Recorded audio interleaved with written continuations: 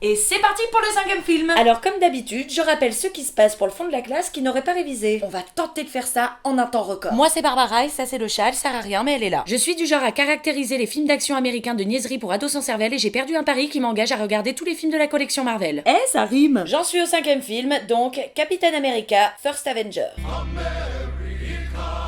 Certains naissent héros, d'autres le deviennent. Profond. Bon, l'affiche est ridicule. On dirait Ken, le mec de Barbie, qui bondit d'une explosion en portant un bouclier aux couleurs des États-Unis. Bon, d'un autre côté, il s'appelle Captain America, le mec.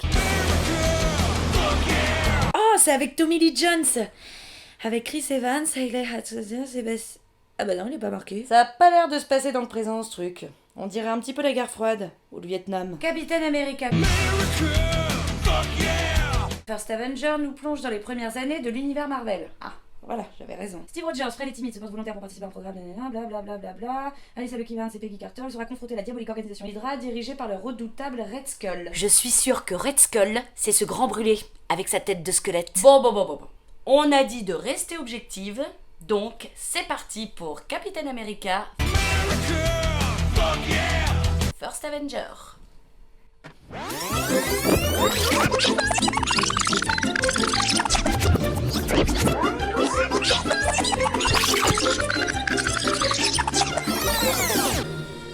Oh là là, c'était un peu long, hein.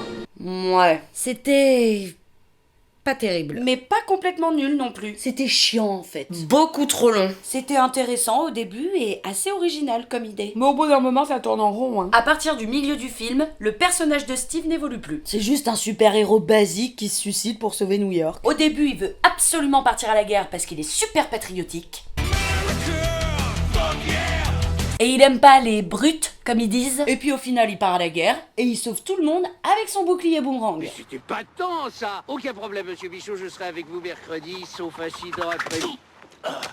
En fait, il reste exactement le même que quand il était tout maigre. Bref, passionnant. C'est dommage parce qu'il y avait plein de trucs sympathiques. L'acteur principal était drôle et touchant. Même si elle servait à rien avec son rouge à lèvres presque parfait, j'aimais bien sa copine. Et les effets spéciaux pour transformer le petit maigrichon en gros balèze musqué, Ou le contraire, sûrement. étaient bluffants. Bon, au final, Captain America...